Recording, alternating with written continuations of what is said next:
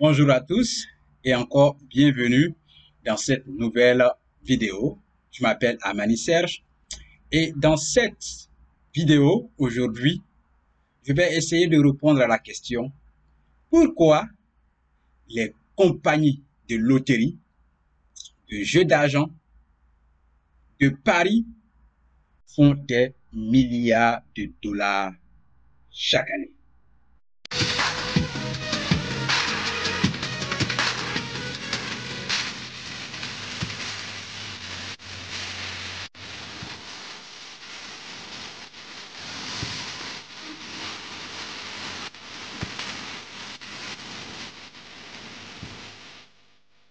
Toujours l'opportunité de nous poser des questions dans le commentaire. Et n'oubliez toujours pas de liker nos vidéos. Donc, prêtez attention et c'est parti. Donc, pourquoi les compagnies de loterie, de jeux d'argent, de paris font des milliards de dollars chaque année? Bien, pour moi, la raison numéro 1, c'est simple. C'est que l'homme pense qu'on devient riche rapidement. Je m'explique.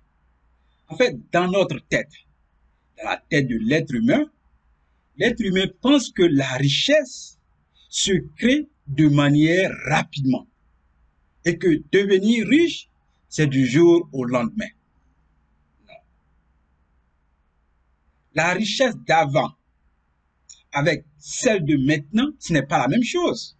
Je m'explique. Regardez avant nos ancêtres. Avant, c'était des royaumes. Et ces royaumes-là, quelle était la valeur, quelle était la quantité, sur quoi se basait la richesse de ces différents royaumes que nos ancêtres ont connus? C'était l'or. C'était l'or. Pour évaluer la richesse d'un royaume contre un autre, on évaluait l'or, la quantité d'or et des objets faits en or que possédaient ces royaumes-là. Voilà comment on déterminait comment un royaume était riche par rapport à d'autres. Et aussi, c'était pareil dans les familles. Comment une famille aussi était riche par rapport à d'autres familles. Voilà comment on évaluait la richesse dans les temps anciens. L'or, la possession de l'or dans les royaumes et aussi dans les familles. Et comment on trouvait l'or? Vous savez que pour trouver l'or, il faut exploiter bien le sol. Il y avait des orpailleurs. Et quand vous avez trouvé l'or, vous l'exploitez, vous devenez riche. Il y a des bijoutiers et quand vous exploitez votre or, ces bijoutiers-là sont chargés de fabriquer ou alors de manier ces outils-là pour fabriquer selon ce que vous voulez. Avec l'or, voilà, ils faisaient des objets en valeur ou n'importe quel autre objet. Donc, voilà comment on évaluait cette richesse-là. Et c'était facile. Dites-moi, exploiter l'or était difficile, mais c'était facile. En fait, une fois que vous avez trouvé l'or, vous avez trouvé et vous l'exploitez, automatiquement, je vais dire que vous devenez riche. Voilà. Mais maintenant, c'est très différent. Depuis l'instauration de la monnaie qu'on connaît, les bouts de papier ou les pièces de monnaie qu'on connaît, par les Européens, parce que c'est à la base eux qui ont créé tout cela, par les Européens, mais ce n'est plus la même façon de voir la richesse. Donc, il ne faut pas voir cette richesse-là comme nos ancêtres la voyaient dans le temps, avec l'or.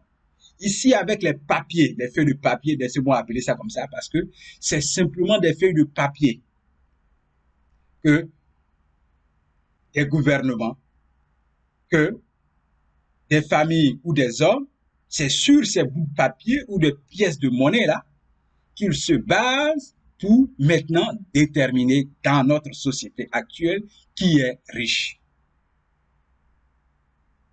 Oui, avec ces bouts de papier. J'appelle ça comme ça. Oui, l'argent en bout de papier et des pièces de monnaie. Oui, la richesse, c'est d'abord dans la tête. Ce n'est que des bouts de papier. Donc, ces Européens arrivent avec ça Et maintenant, c'est avec ça qu'on achète tout. C'est avec ça qu'on loue nos maisons. C'est avec ça, ces bouts de papier qu'on appelle argent, qu'on achète des objets de valeur.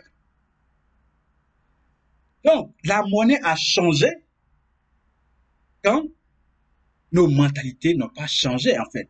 Parce que nous venons de nos ancêtres. Nous sommes les descendants de nos ancêtres. Nous sommes la postérité de nos ancêtres. Donc, on a toujours en tête que la richesse, là, il fallait trouver. Il fallait gagner aux loteries, ou il fallait trouver quelque chose sur place pour devenir riche. On a gardé cette mentalité-là. Parce que nous sommes d'abord des humains.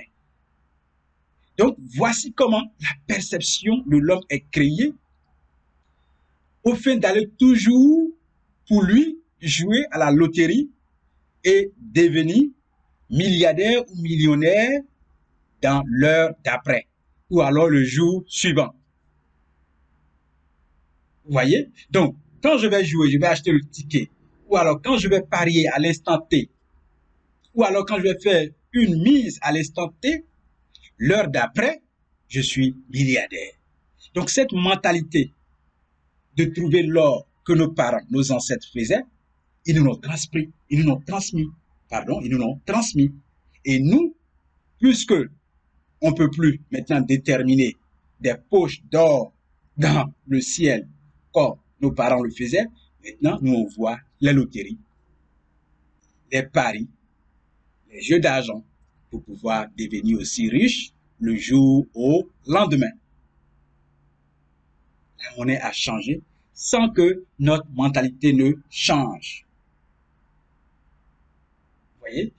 La manière de devenir riche avec les billets, les feuilles de papier qu'on appelle monnaie, qu'on appelle argent, avec les pièces qu'on appelle argent, qu'on appelle monnaie, c'est très différent du temps ancien de nos ancêtres. Avec les bouts de papier, les feuilles de papier ou les pièces de monnaie, il faut voir la richesse différemment. Avec ces bouts de papier, on ne devient pas riche du jour au lendemain, ou l'heure d'après, ou la semaine à venir, ou dans la semaine suivante. Non. Avec les feuilles de papier en monnaie ou en argent, on ne devient pas riche du jour au lendemain. Il faut appliquer bien des règles. L'argent obéit à des règles. Il faut avoir un système et mettre ce système-là en place d'année en année. Et c'est ce système, une fois bien installé, qui va vous conduire, bien sûr, à la richesse. Oui. Oui. Donc, avec les bouts de papier, la richesse n'est pas faite du jour au lendemain. Je développe largement le point 1. Oui. Donc, changeons notre mentalité parce que notre temps a changé, parce que le temps a changé et parce que tout simplement, la monnaie a changé. L'objet qu'on appelle argent a changé. Avant, c'était l'or. Maintenant, c'est des bouts de papier et c'est des pièces de monnaie que l'Européen a introduit maintenant pour pouvoir évaluer les richesses selon le pays, selon les familles et selon aussi les hommes dans la société. Et pour avoir cela en quantité, ce n'est pas du jour au lendemain. L'argent obéit à des règles et des principes. Donc maintenant, nous pouvons passer au point 2. Oui. Le point 2, c'est que c'est l'illusion des objets de valeur. L'illusion. À partir du moment où votre argent est fait en billets, en feuilles de papier et en pièces de monnaie qu'on met dans des moules pour faire sortir et qu'on vous dit que c'est de l'argent, ça c'est une illusion. La vraie richesse, c'est dans la tête. Et la vraie richesse de Dieu, la monnaie de Dieu, c'est l'or. Ce n'est pas les feuilles de papier. Donc c'est l'illusion de ces feuilles de papier-là qui nous emmène à faire des rangs chaque année devant des ventes de tickets de loterie, à aller parier en ligne sur des équipes ou à faire des mises à des jeux d'argent, n'importe comment, pour pouvoir devenir riche. C'est cette illusion d'argent-là, c'est cette illusion de monnaie que nous avons installée dans notre tête. Les billets que vous voyez, ce n'est qu'une illusion. Pour pouvoir encore nous servir, pour pouvoir encore se servir de nous davantage. Voilà pourquoi l'Européen a introduit ces feuilles de papier là, qu'on appelle argent tout simplement. C'est une illusion. Des familles sans dette, des pays sans dette pour des illusions. L'anglais appelle ça fake. C'est du fake. Les billets que nous voyons, c'est du fake. C'est du fake. Dites-moi, les billets, vous en possédez chez vous à la maison. Et c'est avec ça qu'on fait des échanges. Mais dites-moi aujourd'hui, si on va en ligne, vous allez voir que des milliards et des milliards d'argent ont circulé sans que vous ne voyez. Des milliards ont circulé en ligne sans que vous ne voyez. Aujourd'hui, dans les pays développés, vous pouvez acheter n'importe quoi avec votre carte magnétique, sans l'argent visible. Donc, c'est du fake en fait. C'est une illusion qui est faite pour embobiner nos esprits. Et on se base sur ça. Et on fait des rangs chaque année. Parce qu'on veut en posséder davantage, on fait des rangs chaque année, des ventes de loterie pour pouvoir en avoir plus, en accumuler plus, alors que c'est du fake, alors que c'est une illusion. Tout simplement. Oui. Oui. Oui. La vraie richesse, ce sont vos actifs. Ce sont vos biens évalués en argent. C'est la valeur de vos biens qui constitue la vraie richesse. Ce n'est pas l'illusion des billets ou des pièces de monnaie qu'on a installées dans nos esprits depuis des décennies et des décennies. Maintenant, passons au point 3. Le point 3, c'est le manque d'éducation financière. Le manque d'éducation financière nous conduit à jeter notre argent chaque jour, chaque mois, chaque année dans des billets de loterie, dans des tickets de loterie, sur des paris en ligne, sur des mises, des jeux d'argent. C'est tout simplement cela. Le manque d'éducation financière. Je vous dis, hein, si quelqu'un ne possède pas d'éducation financière et qu'il gagne aujourd'hui 100 milliards en loterie, je vous dis que 5 années plus tard, ce monsieur ou cette femme sera pauvre. Oui. Si vous gagnez 100 milliards aujourd'hui en loterie, dans 5 ans, 3 ans, vous serez pauvre. Pourquoi? Parce que vous n'avez pas l'éducation financière. Donc, vous allez dilapider ces ressources-là.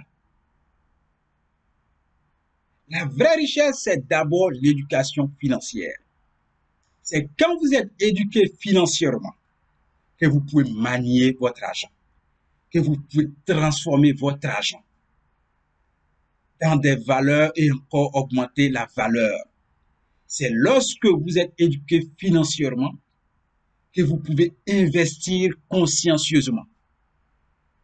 C'est lorsque vous possédez en vous l'éducation financière, c'est en ce moment-là que vous pouvez transmettre votre richesse à vos enfants et à d'autres petits-enfants. C'est ça la vraie richesse, l'éducation financière. C'est lorsque vous êtes éduqué financièrement et que vous savez que vous allez mourir en paix et que vos enfants vont bien gérer les biens que vous avez laissés. Donc d'abord, c'est l'éducation financière. C'est parce que nous ne sommes pas éduqués financièrement qu'on fait des rangs pour toujours dilapider notre argent dans des tickets de loterie. Oui. Ça, c'était le point 3. Maintenant, passons au point 4. Le point 4, c'est que nous ne connaissons pas les mathématiques. nous ne connaissons pas les mathématiques. Si vous évaluez l'argent que vous mettez dans les tickets de loterie chaque année, si vous faites ce petit calcul-là, vous allez comprendre que si vous mettez ça dans un bon investissement, vous allez avoir des gains que de dilapider dans les tickets de loterie. La semaine dernière, j'ai un collègue qui a gagné 11 000 $ sur des paris, sur un pari en ligne. En fait, c'était sur des jeux de basketball. Donc, au bureau, il en a parlé puisqu'il a eu de l'argent, 11 000 $. Donc, tous ses collègues-là étaient vraiment souriants et il était souriant, il était en joie puisque dans la semaine, il m'avait dit que 3 semaines auparavant, il avait eu 3 000 $. Et encore, il vient avoir 11 000 $. Donc, quand il a dit ça au bureau et que les collègues ont compris, mais aujourd'hui, je vous dis, hein, tout le monde joue à ce jeu-là au travail. Tous mes collègues aujourd'hui jouent à ce jeu-là au travail. Pourquoi? Pourquoi? Parce que tout simplement, on ne sait pas faire les mathématiques. À la fin de l'année, s'ils se mettent à un petit exercice de calcul de maths, des sommes d'argent qu'ils vont prendre pour faire ces paris-là, ils comprendront qu'ils ont vraiment jeté énormément d'argent. Aujourd'hui, tous mes collègues se sont rués vers ce jeu-là, vers ce pari en ligne-là. Parce que l'un de leurs collègues en a eu 11 000 $, 3 000 $. Donc, aujourd'hui, tout le monde veut gagner aussi. Et tous mes collègues parient 60 $, 50 $, 20 $, ils parient.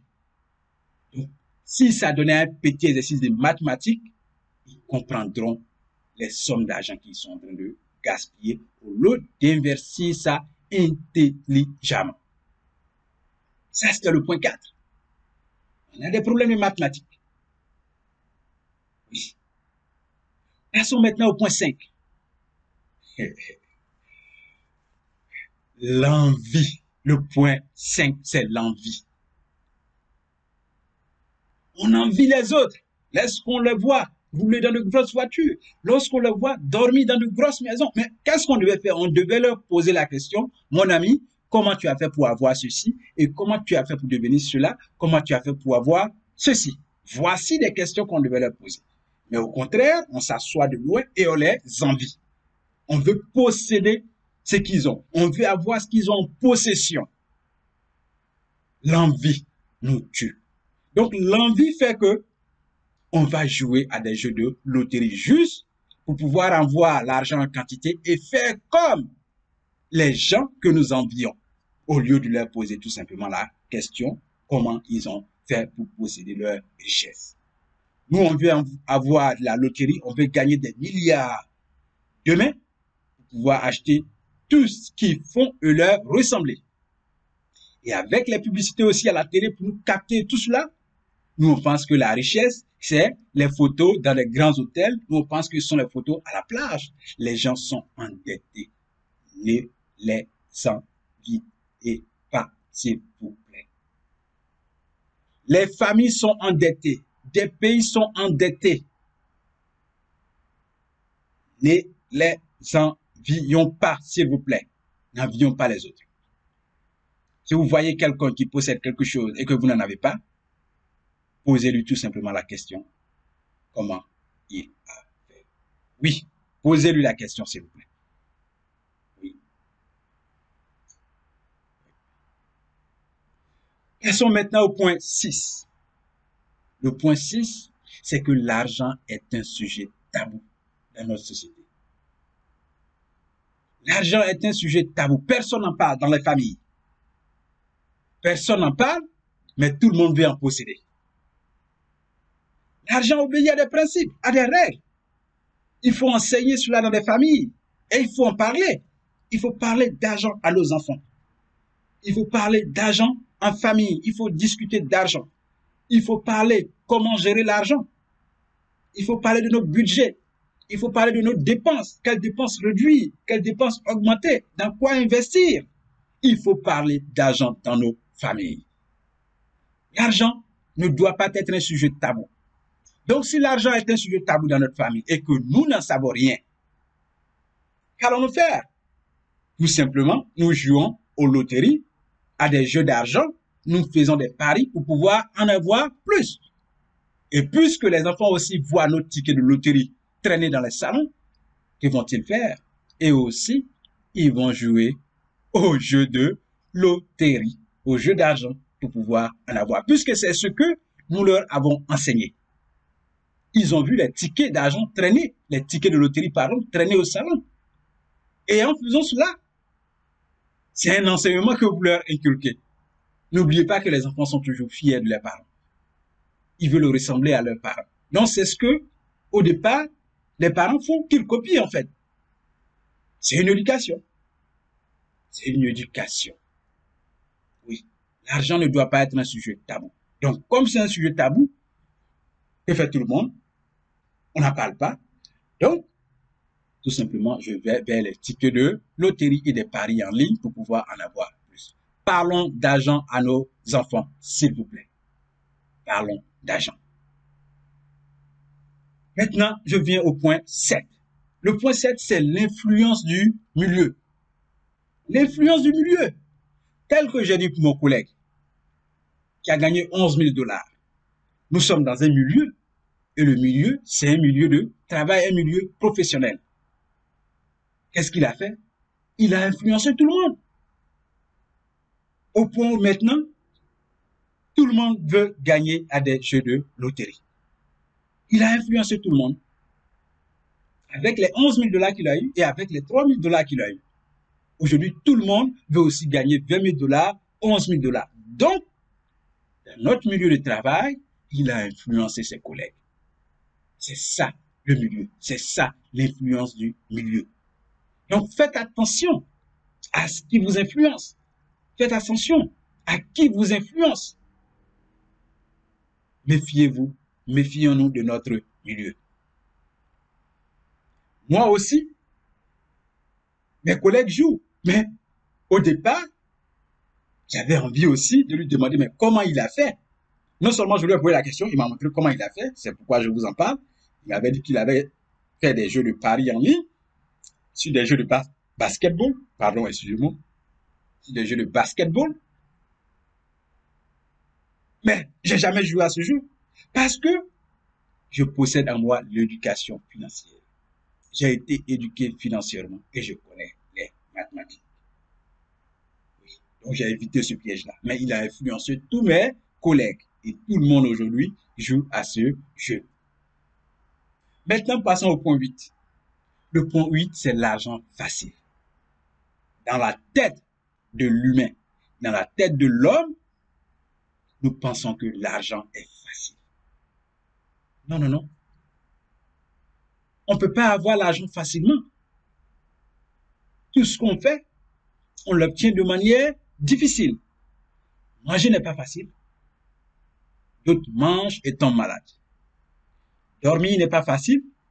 D'autres vont dormir et ne se réveillent plus. Rien n'est facile. Donc pourquoi pensons-nous que l'argent est aussi facile? Avoir de l'argent est aussi facile?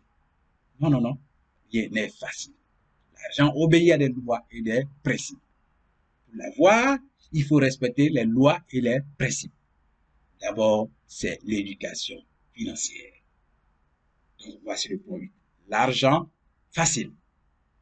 Mettons en tête que l'argent n'est pas facile parce que dormir n'est pas aussi facile, manger n'est pas aussi facile. Donc, chers amis, voici en différents points, jusqu'à 8 points, pourquoi des gens, les compagnies de loterie, font des milliards de dollars chaque année. Tout simplement. Nous avons développé ça en point 8. Oui. Reprenons ensemble ces points. En point 1, nous avons dit, l'homme pense qu'on devient riche rapidement. Ça, c'est le point 1. Dans la tête de l'homme, nous pensons qu'on devient riche rapidement. La richesse de nos ancêtres qui était l'or. Et aujourd'hui, nous avons une illusion qui est l'argent. Ça, c'est le point 2. On appelle l'illusion des objets de valeur. Donc aujourd'hui, on a une illusion des billets fabriqués, des feuilles fabriquées qu'on appelle argent, qu'on appelle monnaie. C'est cette illusion-là qui fait qu'aujourd'hui, on veut en posséder plus et nous nous dirigeons chaque année, nous mettons des milliards de dollars dans des jeux pour pouvoir en posséder plus. Oui. Au point 3, on a parlé du manque d'éducation financière. Oui, manque d'éducation. Et en point 4, nous allons parler de l'envie des autres. Oui, l'envie des autres. On envie les autres. En point 5, on a parlé du manque des calculs mathématiques. On ne connaît pas les mathématiques. Eh bien, si tu ne connais pas les mathématiques et que chaque année, tu mets des millions dans quelque chose, parce que tu ne fais pas de calcul, donc pour toi, tu n'as rien mis en fait. Tu ne connais pas la valeur normale. Tu n'as pas fait la valeur approximative de ce que tu as mis dans la chose, puisque tu n'as pas fait de mathématiques pour savoir. Toi seulement, il suffit d'acheter, il suffit de payer. C'est le point 5. Point 6, on a dit que l'argent est un sujet tabou. On ne parle pas d'argent. Donc si tu ne parles pas d'argent à tes enfants et que tu joues des tickets de loterie qu'il voit au salon, il va faire aussi quand il va grandir. Oui. Point 6, on a parlé de l'influence du milieu. L'influence du milieu.